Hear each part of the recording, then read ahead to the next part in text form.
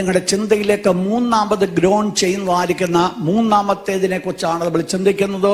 22-ാമത്തെ വാക്യം വീണ്ടും ഒരിക്കൽ കൂടെ ആ വാക്യപ്രകാരം പറഞ്ഞ സർവ്വ സൃഷ്ടിയും. അപ്പൊ ഞരങ്ങുന്നതായിരിക്കുന്ന മൂന്നാമത്തെ കൂട്ടരാണ് സർവ്വ സൃഷ്ടിയും. All creation. എല്ലാവരും ചേർന്ന് പറഞ്ഞാട്ട് ഓൾ ക്രിയേഷൻ. സർവ്വ സൃഷ്ടിയും ഞരങ്ങിക്കൊണ്ടിരിക്കുകയാണ്. പരിശുദ്ധാത്മാവ് നമ്മിൽ കൂടെ ഞരങ്ങുന്നത് പോലെ, നമ്മൾ പുത്രത്തിന് വേണ്ടി കാത്തുകൊണ്ട് ഞരങ്ങുന്നത് പോലെ, അഥവാ കർത്താവായ യേശുക്രിസ്തുവിന്റെ മധ്യാകാശ വരവിന് വേണ്ടി നമ്മൾ കാത്തുകൊണ്ട് നമ്മൾ ഞരങ്ങുന്നത് പോലെ, ഇന്ന് ഈ ലോകത്തിന്റെ സകല സൃഷ്ടിയും ഞരങ്ങിക്കൊണ്ടിരിക്കുകയാണ്.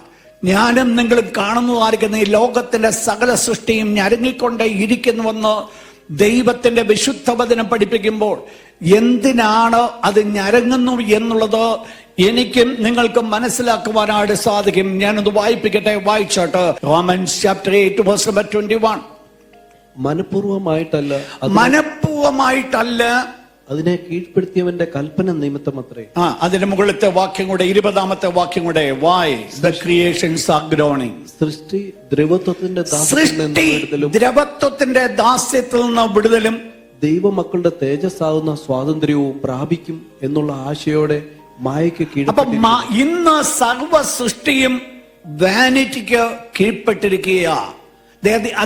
Under the dominion of vanity. സർവ സൃഷ്ടിയും ഇന്ന് ആശയോടെ മായയ്ക്ക് കീഴ്പ്പെടും. അതിനൊരു ആശയുണ്ട്.